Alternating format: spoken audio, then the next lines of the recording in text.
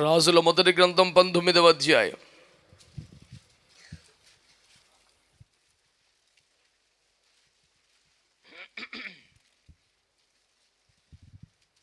ఏడు 8 వచనాలు. అయితే యెహోవా దూత రెండవ మారు వచ్చి అతని ముట్టి, నీ శక్తికి మించిన ప్రయాణము నీకు సిద్ధమై ఉన్నది, నీవు లేచి భోజనము చేయమని చెప్పినప్పుడు అతడు లేచి భోజనము చేసి ఆ భోజనపు బలము చేత 40 రాత్రింబగళ్ళు ప్రయాణము చేసి దేవుని పర్వతమని పేరు పెట్టబడిన హోరేబునకు వచ్చి. చక్కగా తలలు పైకెత్తి నా వైపు చూస్తూ దేవునికి ఒక స్తోత్రం చెప్తారా? హల్లెలూయా. ప్రియులారా, దేవుని వాక్యాన్ని పరిశీలన చేస్తే కర్మెల మీద దేవుని అగ్ని దింపి దేవుని శక్తిని నిరూపించి మహిమగల సేవ చేసిన దైవజనుడైన ఏలియా జీవితంలో చోటు చేసుకున్న ఒక అద్భుతమైన సంఘటన ఇది. ఎవరో సాధారణ విశ్వాసులో నాలాంటి ఒక మామూలు సేవకుడు కాదు ఏలియా. ఏలియా గురించి ఒక భక్తుడు గ్రంథం రాస్తూ అందులో అంటాడు, ప్రకృతిని శాసించిన మహాప్రవక్త అనే టైటిల్ పెట్టాడు. ఎంత ఘనమైనటువంటి మాట మీరు గమనించారని నేను నమ్ముతా ఉన్నాను. అతని స్థాయి, అతని అభిషేకం, అతని సేవ ఎంత గొప్పది అంటే అతనికి అసలు మరణమే అక్కర్లేదన్నట్టుగా దేవుడు మహిమలోకి తీసుకెళ్ళిపోయాడు. స్పష్టంగా అతను మహిమలోని కొనిపోబడే విషయాన్ని కూడా ముందుగా బయలుపరిచి అనేకులను సిద్ధపరిచి అందరూ చూస్తుండగా దేవుడు తీసుకెళ్ళాడు. దేవుని శక్తిని సవాలు చేసి నిరూపించిన మహా గొప్ప దైవజనుడిగా అతడు విఖ్యాతిని పొందాడు. దేవునికి స్తోత్రం కలుగునగా. హల్లెలూయా. అతని స్థాయి ఎంత గొప్పదంటే, నేనే దైవజనుడైతే అంటూ గర్జించగలిగిన స్థాయి ఆ దైవజనుడికి ఉండింది. అతని మాట కొరకు ఆకాశాలు వేచి ఉండేవి, అతను ఆజ్ఞాపిస్తేవి లోబడేవి, స్పందించేవి, అగ్ని దిగి వచ్చేది. ఇలాంటి భీకరమైన కార్యములు చేసిన దైవజనుడైన ఏలియా కూడా ఒక దినాన సేవలో అలసిపోయాడు, చాలా కృంగిపోయాడు, చాలా బలహీనమైపోయాడు. ఇక చాలు, నా ప్రాణం తీసుకో ప్రభు అని మరణాపేక్ష కలిగిన వాడు ఈ ప్రార్థన చేశాడు.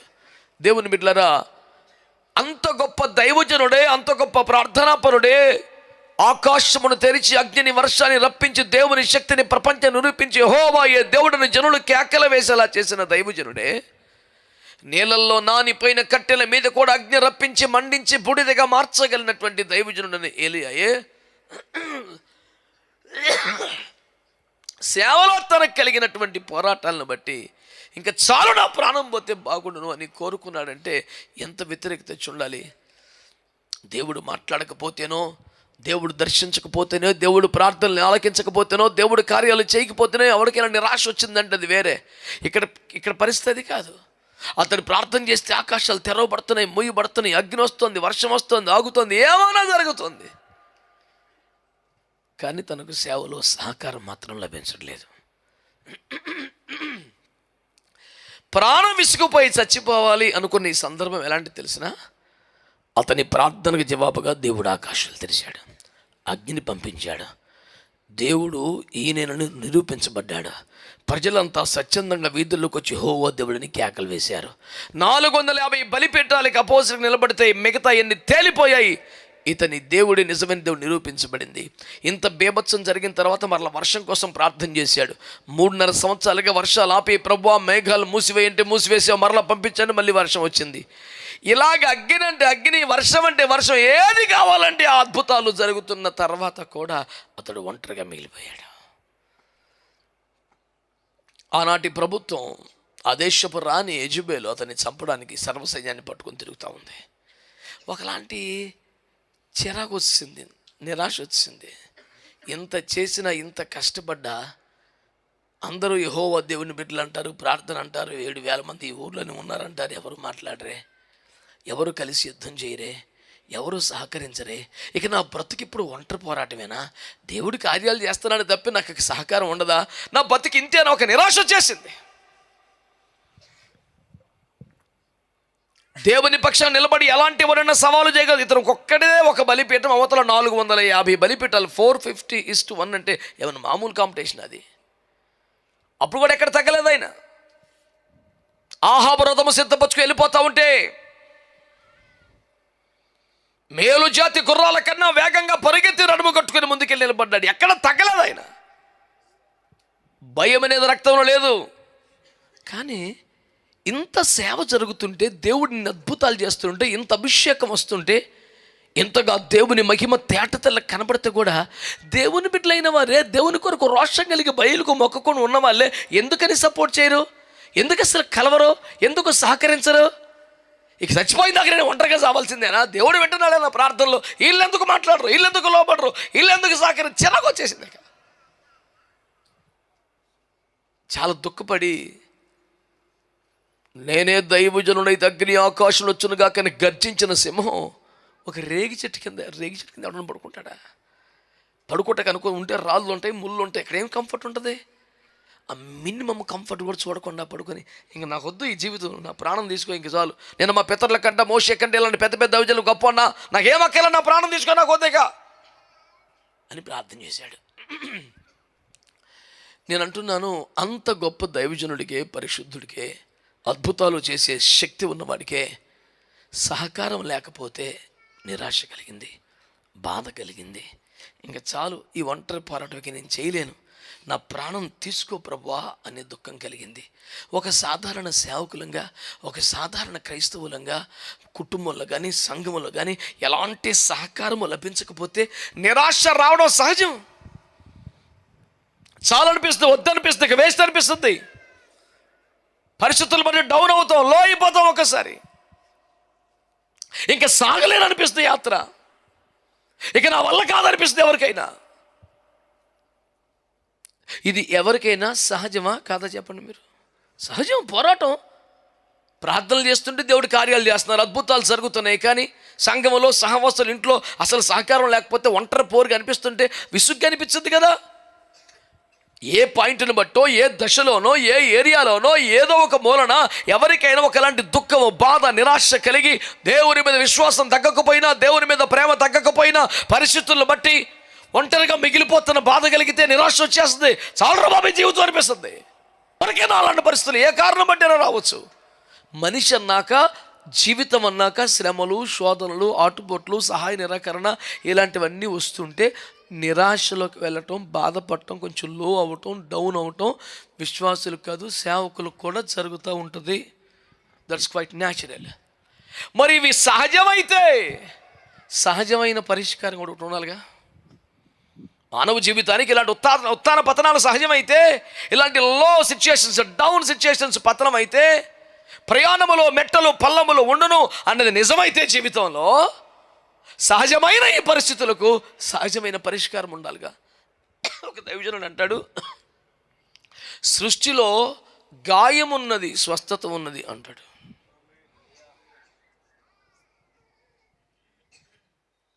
Absolutely there is normal natural healing అంటాడు.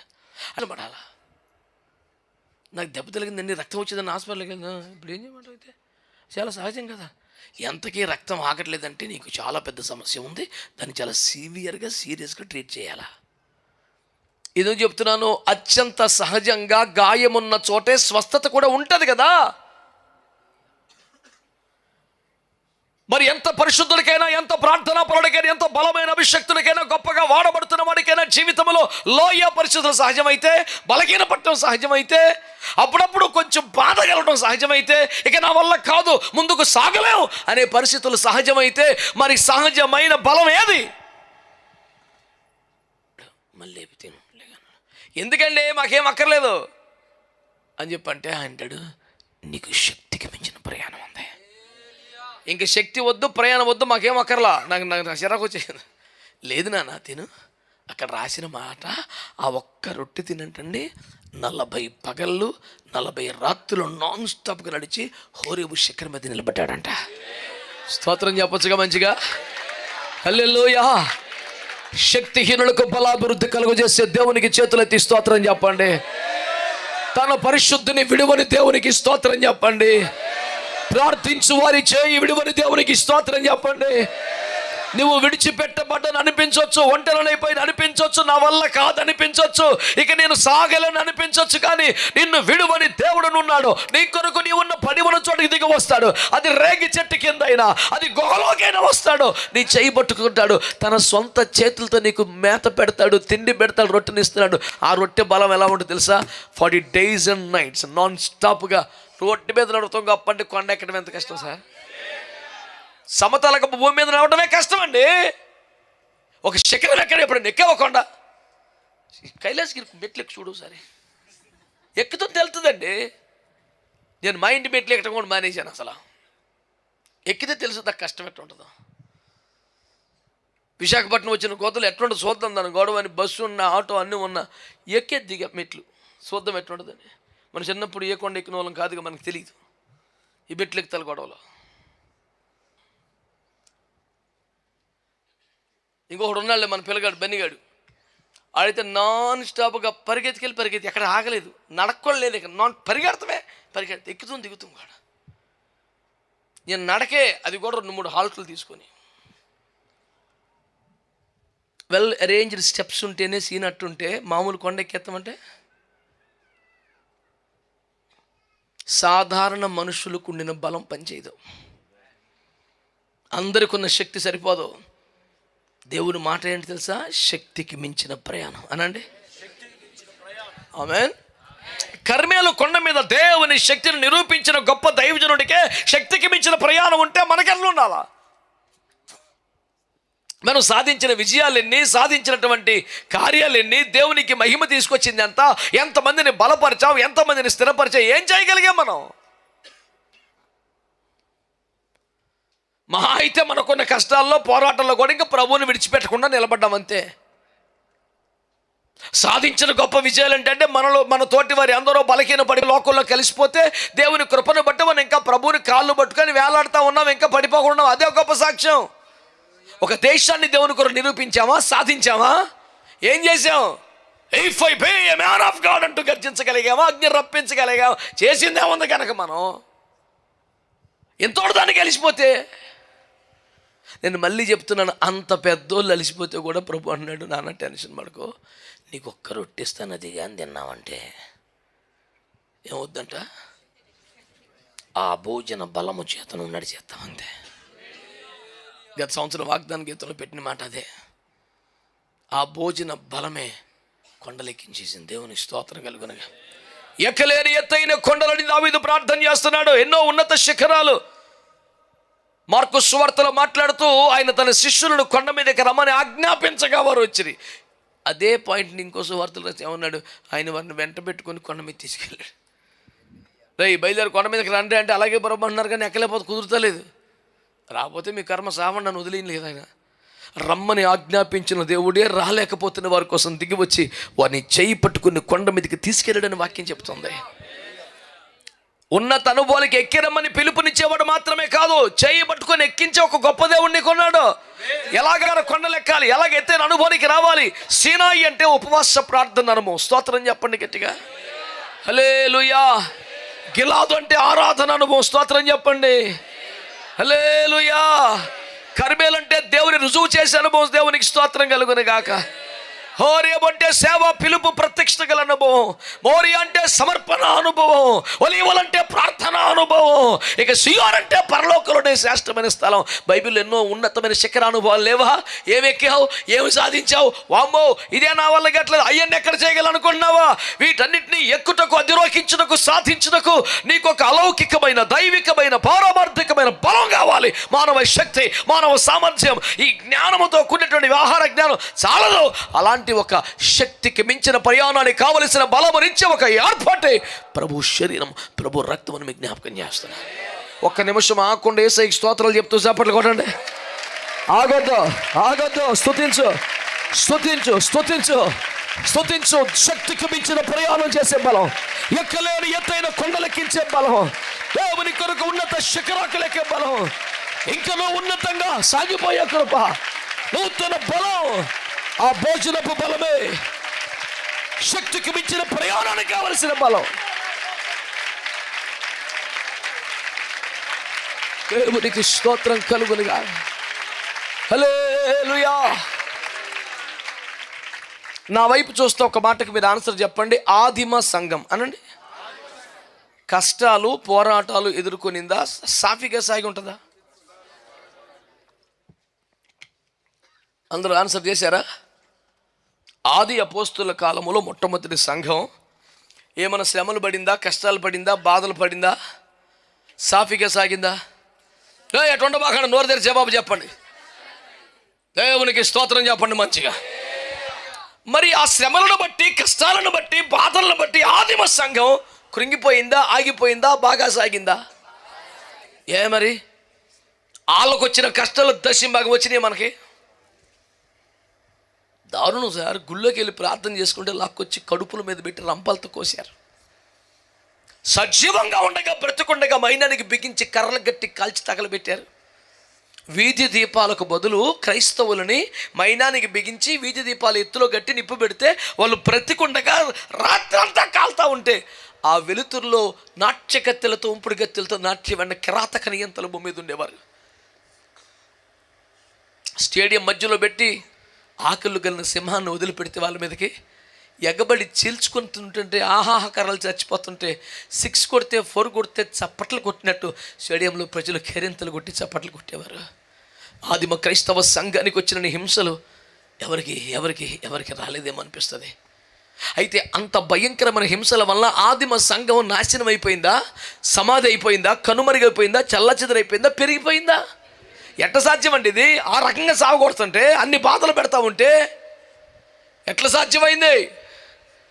ఆదిమ సంఘం యొక్క విజయవంతమైన సూత్రాల కీలకమైంది. వారు మానక క్రమంగా ప్రభు శరీరంలో రక్తంలో పాలు పొందారు. నువ్వు యోగ్యంగా, నువ్వు సిద్ధపాటుతో, నువ్వు ఆసక్తితో, నువ్వు ప్రార్థనాపూర్వకంగా, నువ్వు క్రమంగా ప్రభు యొక్క బల్లలో పాలు పొందితే, ప్రభు శరీరం రక్తంలో పాలు పొందితే, శ్రమల మధ్య, కష్టాల మధ్య, పోరాటాల మధ్య, నిరాశల మధ్య దేవుని కొరకు బలముగా నిలిచి గెలిచి సాధించే ఒక యోధుడు అయిపోతావు. నూతన బలం వచ్చేస్తుంది, నూతన శక్తి వచ్చేస్తుంది. బలు రక్కసి చెట్ల మధ్యలో వల్లి పద్మం లాంటిది సంఘమని పరమగీతం 2వ అధ్యాయంలో చెప్పాడు. అంటే అది చాలా అద్భుతమైన వల్లి పద్మమే, కానీ దాని చుట్టుపక్కల అన్నీ కూడా భయంకర బలు రక్కసి చెట్లు ఉంటాయి. చేయి పెట్టలేము, టచ్ చేయలేం. ఆ ముళ్ళు చూస్తేనే భయం, కానీ ముళ్ళ మధ్యలో ఒక పుష్పం వికసిస్తుంటుంది. దాని పేరే దేవుని సంఘం. ఇన్ని కష్టాల, ఇన్ని బాధల, ఇన్ని శ్రమల, ఒక బాబు ఇన్ని తలకే నొప్పులు ఏంట్రా బాబు అని చూస్తే అన్ని శ్రమల మధ్యలో ఒక పువ్వు పరిమళిస్తూ ఉంటుంది. అగ్నిగుండం మధ్యలో 3 వ్యక్తులు దేవుని కొరకు సాక్షులుగా తిరుగుతుంటారు. సింహాల మధ్యలో ఒకడు సింహానికి మించిన గర్జన చేస్తూ ఉంటాడు.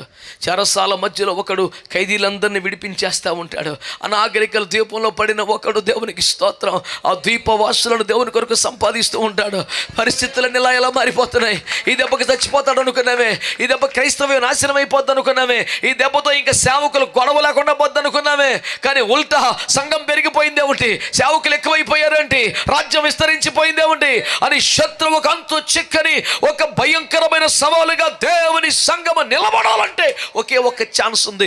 యోగ్యంగా, క్రమంగా, చాలా రెగ్యులర్గా ప్రభు బలలో పాలు పొందాలి. ఇప్పుడు ఏలియాకి పెట్టిన ఎన్ని రొట్టెలు? తొలి ఒకటి పెట్టాడు, పడుకున్నాక మళ్ళీ లేపి ఒక రొట్టె. ఏం కూర పెట్టాడు? ఏం డ్రింక్ ఇచ్చాడు? ఏం లేదండి, రక్తమే జయ. ఒట్టి రొట్టె ముక్క పెట్టి నీకు మంచి హెల్తీ డైట్ ఇచ్చాను వెళ్ళిపోమంటే ఎవడో నొప్పుకుంటాడు బొమ్మ మీద. నువ్వు తిన్న రొట్టెకి, నువ్వు తినే అన్నానికి, నువ్వు తినే కూరకి నీకు 100 సపోర్ట్లు ఉన్నా సెట్ అయ్యి సాగుతా. నీకు ఇందులో ప్రోటీన్ ఉంది, ఇందులో అది లేదు, 100 వంకలు పెట్టి 100 రకాలు తెప్పించి అన్నీ తిన్నాక ఎక్కువ తిన్నావు కాబట్టి నీకు జబ్బు పెరిగిందని వదిలిపెట్టాలి తప్ప ఏమి సెట్ అయ్యి సావదు ఇక్కడ. ఏమి లేదని ఒక్క రొట్టె పెట్టాడు, వెళ్ళిపో అన్నాడు. 40 పగలు 40 రాత్రులు వేస్తూ రక్తం ఇచ్చేయం కొండలు ఎక్కుతానే ఉన్నాడు. చుట్టుపక్కల సపోర్ట్ చేసేవాళ్ళు ఉన్నారా? ఏమైనా ఎనర్జీ డ్రింక్స్ ఇచ్చేవాళ్ళు ఉన్నారా? ఏమన్నా మధ్యలో మధ్య మార్గంగా ఏమైనటువంటి డ్రై ఫ్రూట్స్ పెట్టిన వాళ్ళు ఉన్నారా?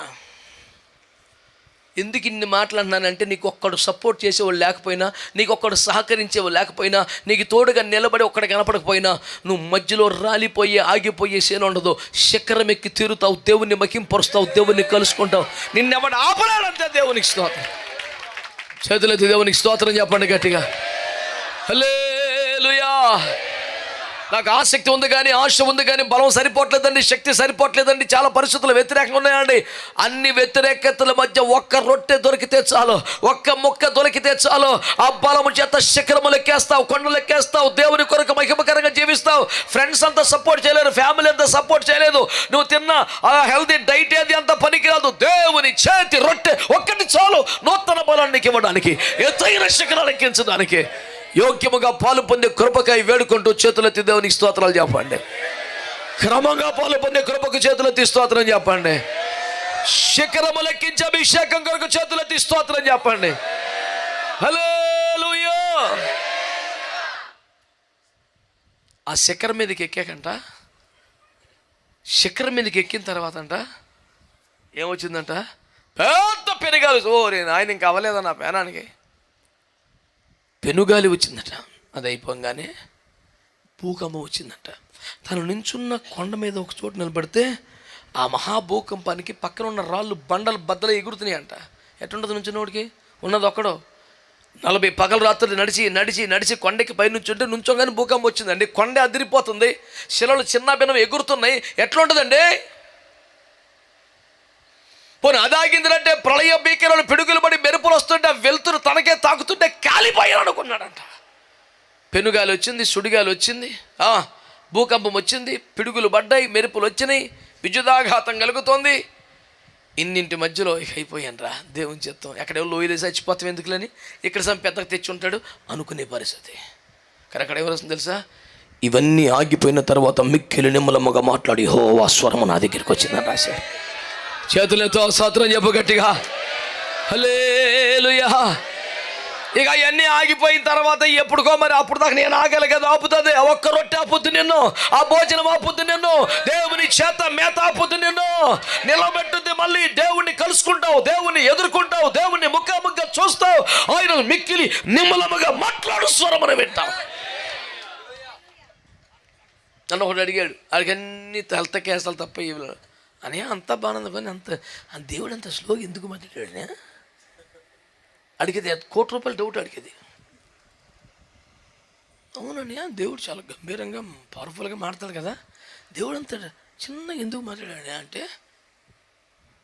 నేను చెప్పాను, రే ఇప్పుడు నీతో నేను మెల్లిగా మాట్లాడుతున్నాను, పెద్దగా అరిసి మాట్లాడుతానంటే మెల్లిగానే అరిసి దమ్ము లేకంటావా అని. అట్లా కాదులే, మరి ఎందుకంటే దగ్గరగా ఉన్నాను కదా. మరి అదేరా పాయింట్, ఎక్కడో గుహలో ఉన్నప్పుడు బాధ, ఇప్పుడు శిఖరం మీదకి వచ్చాడు, దేవుడు ఎదురుగా అరిసి మాట్లాడే అవసరం లేదు, ముఖాముఖిగా దగ్గరగా మాట్లాడుతున్నాడు దేవుడు. స్తోత్రం చెప్పండి గట్టిగా. దూరముగా గట్టిగా పెద్దగా అరిచి చెప్పాల్సినంత దూరంలో ఏలియాలేడు, దేవునికి దగ్గరికి వచ్చేసాడు. కొండ శిఖరానికి వచ్చేసి అక్కడ రాసిన మాట 11 వచ్చేలో యెహోవా ఆ వైపునకు సంచరించగా, ఆమేనని చెప్పండి గట్టిగా. ఎక్కడో ఉన్న దేవునికి దగ్గరికి వచ్చేసాడు, దేవునికి నీకు మధ్యలో దూరం తగ్గిపోయింది, ఎదురు బదులైపోయారు, ముఖాముఖి అయిపోయారు. దేవునికి స్తోత్రం కలుగును గాక. ఉన్నత శిఖరమునికి ఎక్కిన వాడికి కూడా శ్రమలు వస్తాయి, పోరాటాలు వస్తాయి, కానీ గెలిపే ఓటమి ఉండదు. అవునా, సరే వెళ్ళాడు కరెక్టే. యజబేలంటే సైతందలకు తరిమిందనుకో, ఒప్పుకుందాను. అక్కడ ఎందుకని సుడిగాలు రావాలా, అక్కడ ఎందుకని భూకంపం రావాలా? అవన్నీ రాకుండా దేవుడు చేయొచ్చు కదా.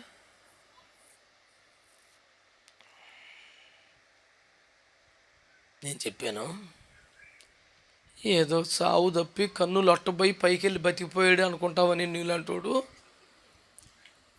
పెనుగాలి వచ్చినా, సుడిగాలి వచ్చినా, భూకంపం వచ్చినా, పిడుగులు పడ్డా చెక్కు చెదరని ఒక మహాపర్వతానికి మించినటువంటి మేరు నగధీరుడై పర్వత సమానుడై ఉన్నాడని నీకు అర్థమవుతాకి, నాకు అర్థమవుతాకి అతన్ని రప్పించాడరా బాబు.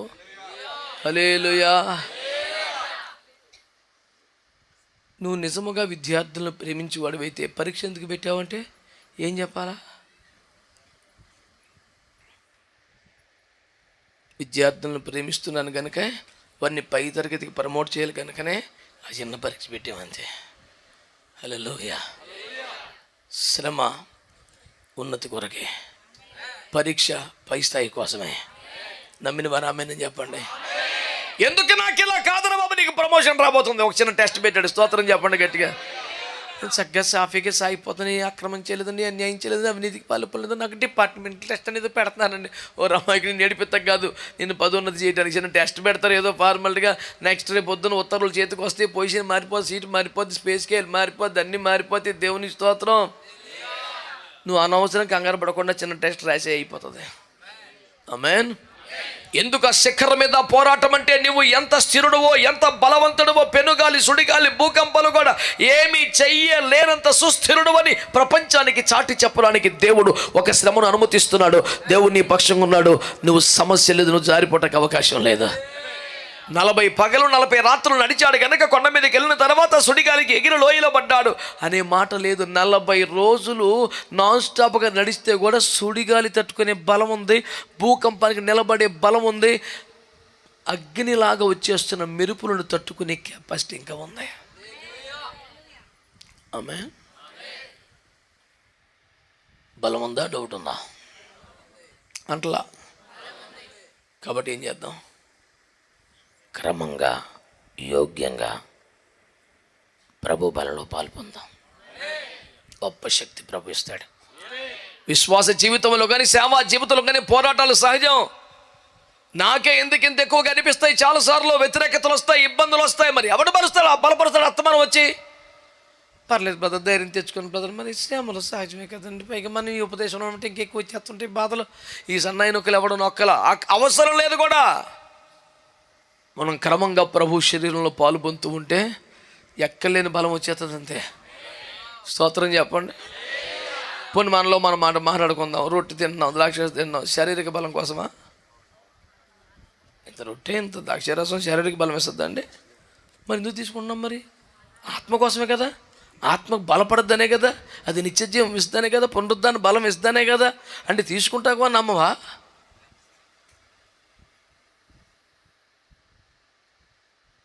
ఇసుకి అలటుడే ఏడ్చి కన్నీరు గాచి ప్రార్థన చేస్తే దేవుడే తన సేవకుని వెనక్కి పంపి, సర్లే నీ ప్రార్థన విన్నాను, నేను బతికిస్తాను, తప్పకుండా రేపు 3 రోజు నేను మందిరానికి ఎక్కి వెళ్ళిపోతావు అని అంటే ఆ బాబు అంటాడు, నిజంగా ఇది నాకు జరుగుద్ది అంటే నాకు రుజువు ఉందా అంట. మరి ఎందుకు ఏడ్చేవారు అసలు? స్వస్థపరచు ఏడ్చాడు. సర్లే స్వస్థపడతానంటే స్వస్థపడతావా? నమ్ముటాక నాకు రుజువు చూపించండి. మరి నమ్మకం లేనోడు ఎందుకు ఏడ్చావు నువ్వు అసలు? ఏదో బాధలో ఏడ్చాను తప్ప నమ్మకమే లేదండి నాకు. చచ్చిపోతాం అంటే బెంగ వచ్చేసి ఏడ్చాను తప్ప విశ్వాసంతో కాదు. అందుకనే యేసు ఆగి నమ్ముచున్నావా? అటు బాధలో ఏడుతున్నాడు తప్ప విశ్వాసంతో కాదు. అందరూ ఏడుతాను, నీకు కూడా ఏడుపు వచ్చేది. అందరూ ఆమెనండి, నువ్వు కూడా ఆమెనన్నావు. అందరూ స్తోత్రం అంటే స్తోత్రం అన్నావు. నీకు మ్యాటర్ అర్థం వల్ల సరిగ్గా ప్రభు చెబుతున్నాడు, దేవుని కొరకు నిలబడాలని ఆశ నీకుందా? పోరాటాలు వస్తున్నా, శ్రమలు వస్తున్నా, కష్టాలు వస్తున్నా, సాక్షిగా ఉండాలని ఆశపడుతున్నావా? ఒక్కడివైనా సరే నిలబడే దమ్ము నీకు ఉండాలని కోరుకుంటున్నావా? ఇంతటి సమాజంలో ఏ ఒక్కరు నాతో రాలేదు, నేను ఒక్కడినే యెహోవా కొరకు రోషము కలిగి ఉన్నాను, ఒంటరితనమైనప్పటికీ దేవుని కొరకు నిలబడాలని కసి నాకుంది ప్రభువా. నీలాంటి కోసమే ప్రభు తన శరీరాన్ని, రక్తాన్ని ఇచ్చాడు. మారు మనసు పొంది, బాప్తిస్మాన్ని పొంది, కుదురుగా ఉండి, పరిశుద్ధతను కాపాడుకుంటూ, భక్తిని సాధన చేసుకుంటూ రెగ్యులర్గా పాలు పొందు. ఏ తుఫాన్ ఏం చేయదు, నేను ఏ పెనుగాలు ఏం చేయదు, ఏమంటారు మెరుపులు ఊడు ఏం చేయవు నేను అసలు. రక్తం ఏం చేయ చోడు కనిపించి దెబ్బగా ఇవ్వడం అనిపిస్తుంది. ఏలియా ఒక్కడు ఏమండి కొండ శిఖరం మీద ఒంటరిగా ఉన్నాడు, పైన టాపులో ఉన్నాడు. పైన అత పెనుగాలి సుడిగాలి వచ్చేసింది. చూసాను, అయ్యో ఇంకా మనిషిని ఎత్తులో పడేసి ఉంటుంది అనుకుంటారు. ఆ గాలి ఆగిపోయిన తర్వాత చూస్తే రక్తం వేసి అట్టున్నాడు ఆ మనిషి. ఏం జరిగింది? ఈ దెబ్బకి ఎగిరిపడి ఉంటాడే, చూసినోడే అనుకుంటాడు. మనం మధ్యలో అట్టగా ఉంటాం. ఆమె ఆడి తప్పుకోలేదు, అట్టుంది గాలి మరి వచ్చింది. ఆడి క్యాలిక్యులేషన్ లెక్క ప్రకారం హుద్దు కన్నా ఒక 10 కిలోమీటర్లు ఎక్కువే వచ్చింది గాలి. కానీ ఉన్నాడు అక్కడ మనిషి. ఆశ్చర్యపోయేలోపే భూకంపం వచ్చేసింది. శిలలు ఇంతంత మొక్కలు పగిలి ఎగురుతున్నాయి. అయిపోయి ఉంటాడు ఈ పాటికి చెత్త. చూస్తే మనిషి ఉన్నాడు. ఈసారి రకంగా ఉరుములు మెరుపులు వచ్చేసి పిడుగులు పడిపోతాయి, అగ్ని మంటలు చేతని కొండ మీద బూడిద అయిపోయి చూస్తే అక్కడ ఉన్నాడు మనిషి. మనకు వస్తున్న శ్రమలను, కష్టాలు చూసినోడు ఈడైపోయి ఉంటాడు అనుకోవటంలో ఆశ్చర్యం లేదు, అయిపోకుండా ఉండడంలో కూడా ఆశ్చర్యం లేదు. ఆడికి జనరల్ క్యాలిక్యులేషన్ ఉంటుంది, మన దగ్గర ఆ రొట్టె బలం ఉంటుంది, ఆ తేడా అంతే ఉంటుంది. రక్తం ఇచ్చే ఇప్పుడు మండుచున్న పొదను చూసినప్పుడు మోషే అంత గొప్ప దైవజనం కూడా ఏమనుకున్నారు? కాలిపోద్ది అనుకున్నారు. మోషే దాన్ని ఏం దాచుకోలే, ఓపెన్గా చెప్పాడు. ఆ పొద ఎలా కాలిపోలేదు, ఆ తట్టు వెళ్ళి ఆ గొప్ప వింత ఏంటో చూడాలి. వింతే మారది. ఇంత అగ్ని చేత ఇంతసేపటి నుంచి మండుతున్న కాలకపోవడం ఏంటి? కాలిపోవాలి. యాక్చువల్గా ఇబ్బంది ఆడికి వచ్చిన కష్టాలకి, ఆడికి వచ్చిన బాధలకు, నిందలకు, అవమానాలకి ఇబ్బందికి అయిపోయి ఉంటాడు మనిషి అనుకుంటున్నాం కూడా. ఇంకా పచ్చగానే ఉన్నాడు. మెంటలు వచ్చేస్తుంది చూసేవాడికి. ఓరు బాబు మోసాక ఆశ్చర్యం వేసిన నువ్వు పెద్ద లెక్క ఏముంది? ఏంది రబ్బా అని చూస్తే ఆ పొద నడుమ యెహోవా ఉన్నాడు అని ఎంత వస్తుందో. ఆయన పేరే దహించి అగ్ని, పైనుంచి అగ్ని, లెక్కేమందరు బాబు. దేవునికి స్తోత్రం కలుగునగాక. హల్లెలూయా. తేలుతున్న ఫలితార్థం ఏమిటంటే దేవుని బిడ్డలారా, యోగ్యముగా క్రమముగా ప్రభువు చేతి రొట్టె తిన్నవాడు ఎవడైనా పెను తుఫాన్లు కూడా దర్జాగా ఉంటాడు. ఆదిమ సంఘానికి ఎప్పుడు పథకాలు లేవండి, వాళ్ళకి ఎప్పుడు వరాలు ఎవరు ప్రకటించలేదండి, వాళ్ళకి ఏమైనా స్కీములు ఏమి లేవండి, వాళ్ళకి ఏం విదేశీ సహాయం లేవండి, వాళ్ళకి ఎవడు పైనుంచి పట్టుకొచ్చి ఇచ్చింది ఏమీ లేదండి. అయినా వాళ్ళు ఉన్నంత పవర్ఫుల్గా మనం ఎవడు ఉండలేకపోతున్నామండి. కారణం తెలుసా? వాళ్ళు మానక రొట్టె విరుచుట్లో పాలు పొందారు. ఆదిమ సంఘ విజయ సూత్రాల్లో ఒక కీలకమైంది రొట్టె విరుచుట. అది ఎక్కడ కాంప్రమైజ్ అవ్వదు. వాళ్ళు పౌలు గారు తిప్పలబడి ఊరు వచ్చాడు. 7 దినములు ఆ ఊరిలో ఉన్నాడు. ఆదివారం మేము రొట్టె విరుచుట కూడినప్పుడు 6 రోజులు చెప్పావుగా, వెళ్ళొచ్చుగా. రేపు ఆదివారం ఉండి రొట్టె ఇచ్చి వెళ్తాను. చాలా ఇంపార్టెంట్ అక్కడ. నీకు ఇంతగా రిస్క్ ఇక్కడ ఎలవా, ఎన్నాళ్ళు ఉండి పాపం పిల్లలకి రొట్టె ఇవ్వకుండా ఎట్ట వెళ్ళిపోతాం, రేపు ఉండి ఇచ్చి వెళ్తాను అంటాడు. ప్రాణం బాగులేకపోయినా ప్రాణం మీదకి వచ్చిన రొట్టె ద్రాక్షారసం పరిచయం వాళ్ళు ఇప్పుడు పక్కన పెట్టలా. కీలకమైపోయింది. ఈ కమిటీ ఆ కమిటీ, ఈ కేసు ఆ కేసు, ఈ గొడవ, ఈ దరిద్రం ఏం తెలియదు వాళ్ళకి. రోజు దెబ్బలు తింటారు, బాధలు పడతారు, నిందలు పడతారు, అవమాన పడతారు. సాయంత్రం కూర్చొని ప్రార్థన చేసుకుని అందరూ రొట్టె పిచ్చారు. సెట్ అయిపోద్ది కూటమంది. స్తోత్రం చెప్పారా? నిన్ను బలపరిచేదేంటి, నిన్ను స్థిరపరిచేదేంటి, నిలబెట్టేదేంటి, పోరాటాల మధ్యలో దేవుని కొరకు నించోబెట్టేదేంటి? రాజుగారి మేలు జాతి గుర్రాల కంటే వేగంగా పరిగెత్తే శక్తినిచ్చేదేంటి? పోరాటాల మధ్య శిఖరం ఎక్కించి నిలబెట్టేదేంటి? నిన్ను ప్రభు యొక్క రొట్టె. ఈజీగా తీసుకోవద్దు. పోన్లే ఈ నెల కాకపోతే ఇంకో నెల పాలు పొందుతానులేండి, ఇంక కొంచెం ఆలస్యం అయిపోయింది పోనమని ఇంకా దేవుని చిత్తం. నువ్వు తీరుబాటుకు వచ్చి దేవుని చిత్తం అంటావంటే. ఒక్కొక్కడు మొత్తం కూటమంతా అయిపోయి వస్తాడు, వచ్చి చాలా ఫ్రెష్గా మనం చూస్తుంటాడు. నేను ప్రభు శరీరం కోసం వచ్చానండి, లేదా ఎవరా మహాపరిశుద్ధుడు విడిపడ్డాడరా.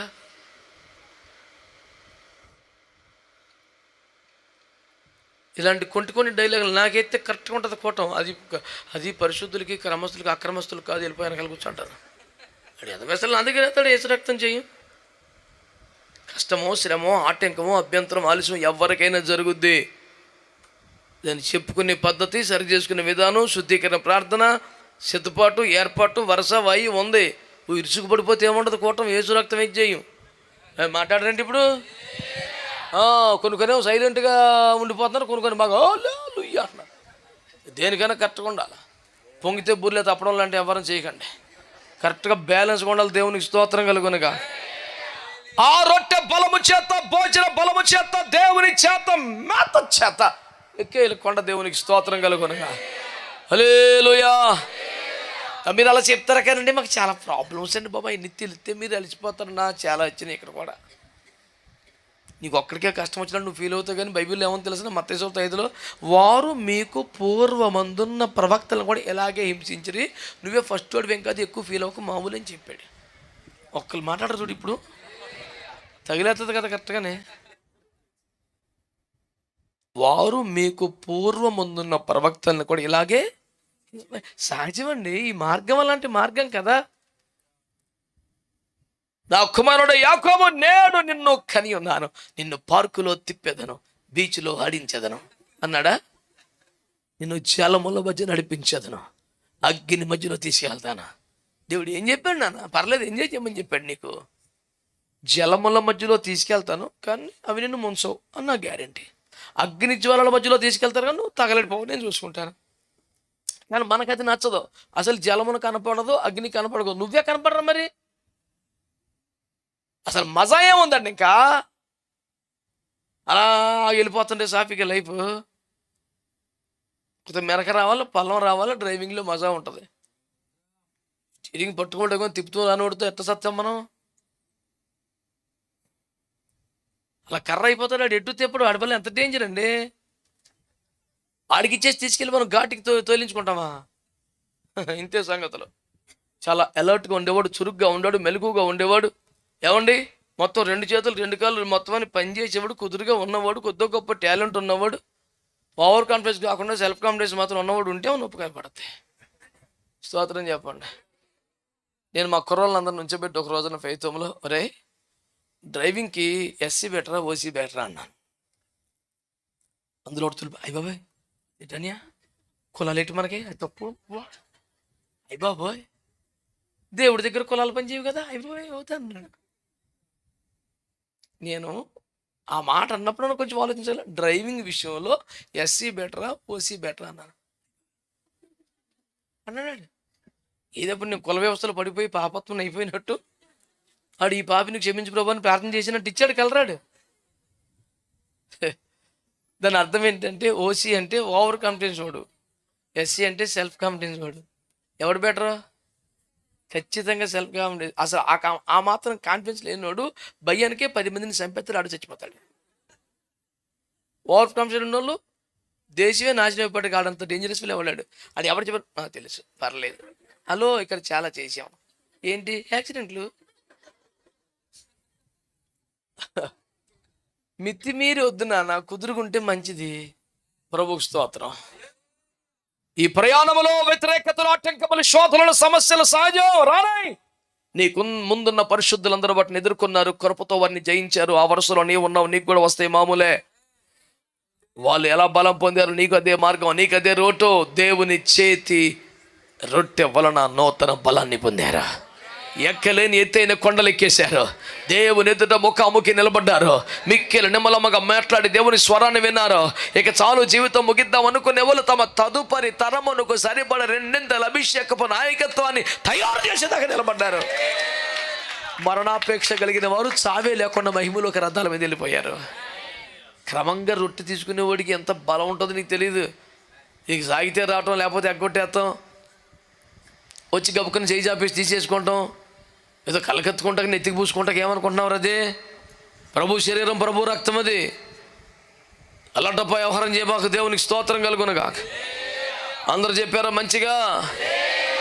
ఒక మాట చదివి మనం ముగిద్దాం. ప్రియారా, పరిశుద్ధ గ్రంథం బైబిల్ నుంచి యోహాను సువార్త 6వ అధ్యాయం. సమయం అయిపోయింది కానీ ఒక్క మాట చదువుదాం.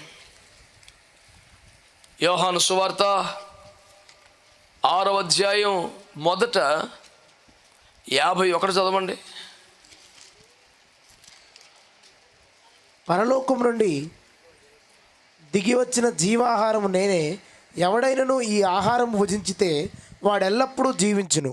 మరియు నేనిచ్చు ఆహారము లోకమునకు జీవము కొరకైన నా శరీరమే అని మీతో నిశ్చయముగా చెప్పుచున్నాను నేను. దేవునికి స్తోత్రం కలుగునగా. హల్లెలూయా. అంతే పోద్ది, ఏం భయపడకు. దేవునికి స్తోత్రం కలుగునగా. స్తోత్రం చెప్పండి. హల్లెలూయా. మన్నా మన్నా మన్నా మన్నా అని మురిసిపోతుంది. యేసుప్రభువులు మన్నా తిని చచ్చిపోయారు. అది కాదు, దిగి వచ్చిన జీవాహారం నేనే అన్నాడు. ఆమేన్. ప్రభు శరీరమును గురించి దేవుని వాక్యము రాయబడిన ఒక అద్భుతమైన మాట ఏంటంటే, మీ పితరులు మన్నా తిని కూడా చనిపోయారు, కానీ తిని నిత్యము జీవించినట్లుగా దిగి వచ్చిన జీవాహారము నేనే అని ప్రభు మాట్లాడారు. ప్రభు శరీరం అంటే ఏంటి తెలుసా? జీవాహారం. అదే ఎందుకు తెలుసా?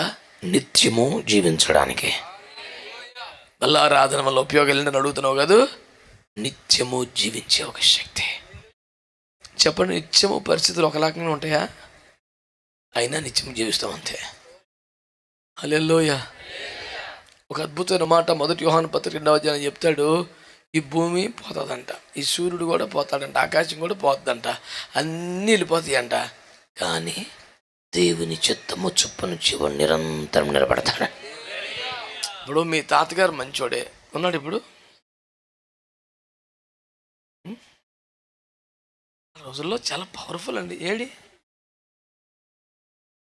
ఉక్కు మనిషి, ఐరన్ లేడీ అందరూ వెళ్ళిపోయారుగా, స్తోత్రం. కానీ భూమి ఉంది అంటే ఎలాంటి వాడైనా పోతాడు, కానీ భూమి పోతున్న ఫీలింగ్. ఈ భూమి కూడా పోతుంది రేపు బద్దికోవటం. ఆకాశమే చుట్టబడ్డ చాపవలు వెళ్ళిపోతుంటే అకాలపు కాయలు రాలినట్టుగా గాలి దుమ్ముకి మామిడి పిందులు పడిపోయినట్టు నక్షత్రాలు రాలుతాయట. అందులో ఏ ఒక్కటి భూమి మీద పడినా భస్మీ పట్లం, దేవునికి స్తోత్రం. మరి ఆకాశం పోయి భూమి పోయి అన్నీ పోతే ఇంకెవడు ఉంటాడు? ఒకడుంటాడు. భూమి ఆకాశము గతించిపోయినను దేవుని చిత్తము చొప్పున చెవు నిరంతరం నిలబడతాడు. ఓరు బాబు, ఆకాశానికి మించిన భూమి మించిన బలం ఎలాగొచ్చేసింది అంటే అది బలాన్ని మిలిటరీ హోటల్లో భోజనం కాదు, కొండ బిర్యానీ కాదు, యేసు రక్తం ఇచ్చి స్తోత్రం చెప్పరు. కొంతమందికి చాలా స్పీడ్గా కనెక్ట్ అయిపోయింది. ఏంట్రా ఆదివారం హల్లెలూయా వద్దు, అది కాదు మన బలం. దేవునికి స్తోత్రం కలుగునగా. హల్లెలూయా. ఎంత అద్భుతమైనటువంటి వాక్యాన్ని దేవుడు అనుగ్రహిస్తున్నాడు. దేవుని బిడ్డలారా, ఆ శరీరం తింటానంట, ఆ రొట్టె తింటాను, నిత్యము జీవమేనంట. అలాగలాగా అవుతుంటుంది, అప్పుడప్పుడు అలాగా ఉంటుంది, అప్పుడప్పుడు ఇలాగ ఉంటుంది, ఉండదు. నిత్యము జీవమే అంట. మాట్లాడు బాబా, అక్కడ విన్నట్టుగా లేదేట. దేవునికి స్తోత్రం. నిత్యం బలం ఎలాగ ఉంటుంది, అప్పుడప్పుడు ఇలాగ ఉంటుంది, అప్పుడప్పుడు అలాగ ఉంటుంది, ఉండదు. అప్పుడప్పుడు పొగడతలు వస్తాయి, అప్పుడప్పుడు తెగడతలు వస్తాయి, అప్పుడప్పుడు కష్టాలు వస్తాయి, అప్పుడప్పుడు శకాలు వస్తాయి. ఈ మారుతుంటాయి. జీవం మాత్రం ఎప్పుడు అలాగ ఉంటుంది. నిర్జీవ స్థితి లేదో. నిత్యము జీవం సమృద్ధిగా తొనికేసలాడదే కారణం ఆయన శరీరం. మీ పితరులు మన్నా తిని కూడా తిని నిత్యము జీవించినట్లుగా దిగి వచ్చిన జీవాహారం నేను. ఏమిడయ్యా ప్రభు శరీరంలో ఉపయోగం అని అడుగుతున్నావా? నిత్య జీవం అనండి, అనండి. పోనందాక లోకల్గా చెప్పుకుందామా? నిత్యము జీవం అనండి. రాసి పెట్టుకో, నీకేం పర్లేదు, యేసు రక్తం ఇచ్చేయం. 2వ మాట చదువుతున్నాను చూడండి. దేవుని బిడ్డల రేష్యా గ్రంథం కాదు, యోహాను సువార్త 6వ అధ్యాయంలోనే. స్తోత్రం చెప్పండి, చెప్పండి ఇప్పుడు చెప్పండి. 54 నా శరీరము తిని రక్తము త్రాగు వాడు నిత్య జీవము గల వంచితులైన వారిని. స్తోత్రం చెప్పండి గట్టిగా. హల్లెలూయా. 53 వచనములు తాగితేనే కానీ మీలో మీరు జీవము గలవారు కాదు. అందరూ ఆ మాట చెప్పండి. మీలో మీరు జీవము గలవారు. చెప్పండి, ఆగండ్రా. మీలో మీరు. ఇప్పుడు జీవం ఎక్కడ ఉంటుందంట? అది చెప్పండి, జీవం ఎక్కడ ఉంటుందంట? ఏదేటది? మహీంద్రా పడుదా, హోండా పడుదా? ఈ బ్యాటరీ బైక్ వచ్చింది, మనం చూసాం. 2 బ్యాటరీలు ఉన్నాయి, దున్నపోతులకు దిమ్మలు 2 ఉన్నాయి అందులో. అవి అక్కడక్కడ సెంటర్లో ఉంటే ఛార్జింగ్ పెట్టి తీసుకెళ్ళి సీట్ ఎత్తి అందులో ఉంటే తీసుకెళ్ళి మళ్ళీ 2 సాయంత్రం అందులో పెడితే ఛార్జింగ్ అవుతుంది. మళ్ళీ తీసుకొని జాగ్రత్త ఇంటికి వచ్చేయాలి. ఈలోపు ఎమర్జెన్సీ కాల్ వస్తే పేరెంట్ చేసుకోవడమే. అది సిస్టమ్. అది నువ్వు అలా గాబరపడితే అవ్వదు. దానికి ఇంత టైం ఉంటుంది, పెడుతుంది. ఆ ఫెసిలిటీ లేకుండా ఆల్రెడీ ఇది పెట్టేసి ఆల్రెడీ ఛార్జింగ్ని తీసుకెళ్ళిపోవచ్చు అని ఏర్పాట్లు చేసి పెట్టారు. దేవుని స్తోత్రం చెప్పండి. మీకు అర్థమవుతుందా? నిత్యము జీవం ఎవరిలో ఉండదు నాన్న. అంత బేభత్సం. ఈడీవై బ్యాటరీ తీసుకొచ్చినా, బీవైడీ తెచ్చిపెట్టినా, చైనా పడితే పెట్టినా నిత్యము జీవం ఉండదు. డిశ్చార్జ్ అవుతుండదు, మళ్ళీ ఛార్జింగ్ చేస్తుండాలి.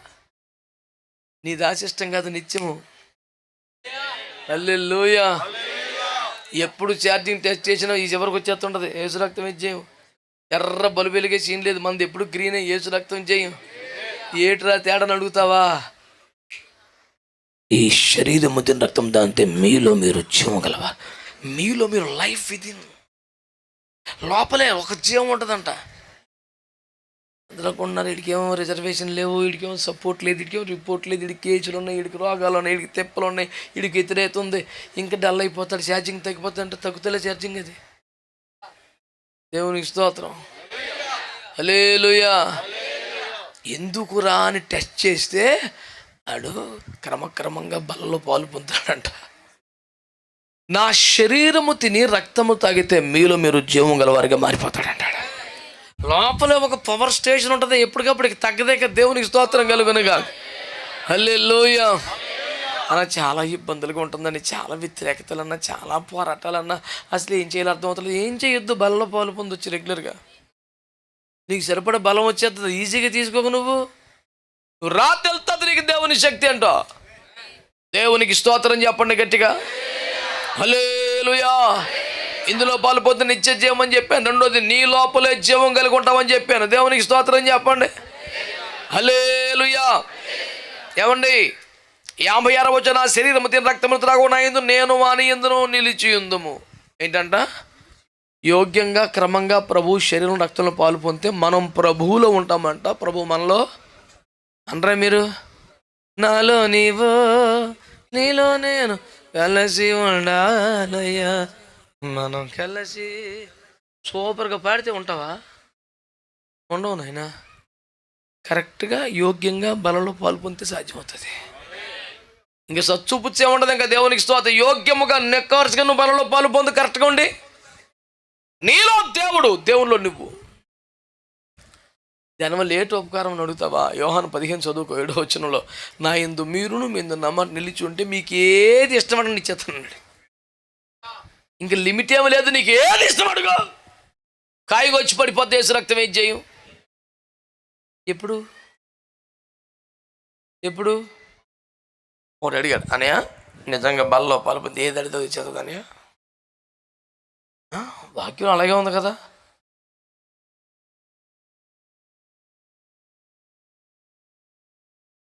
ఈ నీచుడు, ఈ దుష్టుడు, దుర్మార్గుడు, పాపి, సాతాను కుమారుడు, దుష్టుని సంబంధి, అపవాది పుత్రుడు, ఇంకొకటి భార్యకి ఎసరు పెట్టాడు. మరి ఇప్పుడు అన్న పదాలను ఊరినే అనుకున్నా పెట్టి ఆడెవడో నాకు డబ్బులు ఇచ్చి అకౌంటేషన్ గురించి తిడతాను అనుకున్నా. వాళ్ళందరినీ క్షమించాను నేను. రూపాయి కాదు. నేను వాళ్ళేమనలేదు. ఈ దుర్మార్గుని అన్నాను నేను. విన్నావా?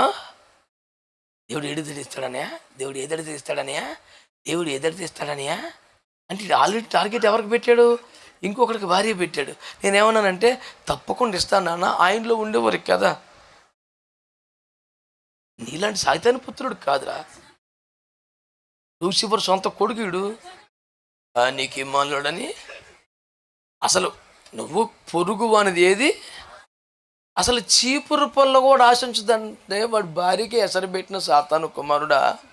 నువ్వు అసలు ఎడ్జ్లో పడకుండా సెంటర్లో పడలే చూడటమే దేవుని ఏర్పాటు. ఇంక నువ్వు ఎక్కడా? అది కరెక్ట్ క్యాచ్ చేసావు. యేసు రక్తం వేసి నువ్వు ఎంత భ్రష్టుడురా, ఎంత దుష్టుడురా, ఎంత నీచుడురా, పాపిష్టుడా. మోర్మన్స్ ముందు ఉగ్రత రాకముందు నాశనం అయిపోతావు సన్నాసి అని. అవడోరా నువ్వు? దేవునితో ఎట్టకారమా? ఎదవేసాలు వేస్తావు. దేవుడు ఎవరిని ఇస్తాడా? వాళ్ళలో పాలు పొందితే అయోగ్యంగా అడ్డుగోలుగా పాలు పొందితే శాపం వచ్చి చచ్చిపోతావు. ముందు అది చూడు. కోరిన వరములు సిద్ధింపచే అప్పుడు దాకా ఉండవు కదా నువ్వు. వాడు ఐగుప్తులో పని చేయలేదు, వాగ్దాన దేశాన్ని రావు, ఎడారిలో రాలిపోతాకే బ్యాచి. తమాషాలు చేయబాకు. దేవునికి స్తోత్రం కలుగునగాక. మంచి వాళ్ళందరూ స్తోత్రం చెప్పండి ఒకసారి. నువ్వు ప్రభువులో ఉంటే, దేవుని బిడ్డలారా, ప్రభు నీలో ఉంటే నీకు ఏది ఇష్టం అడిగిస్తానన్నాడు. మరి నువ్వు ప్రభువులో, ప్రభు నీలో ఉండటం ఎలా సాధ్యం? యోగ్యంగా బలలో పొందితేనే సాధ్యం. చివరిగా మరొక మాట, జీవము గల తండ్రి నన్ను పంపెను గనక నేను తండ్రి మూలముగా జీవించుచున్నట్టు నన్ను తినువాడును నా మూలముగా దేవుని మూలంగా జీవించు అనండి.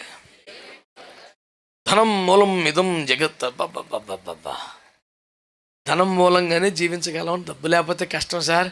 డైలాగులకి ఏం కరువు ఉండదు. కానీ దేవుని మూలముగా జీవించి ఒక్కొక్క రూపాయి ఎవరికి తెలుసా? బలలో పాలు పొందినాడికి స్తోత్రం చెప్పండి.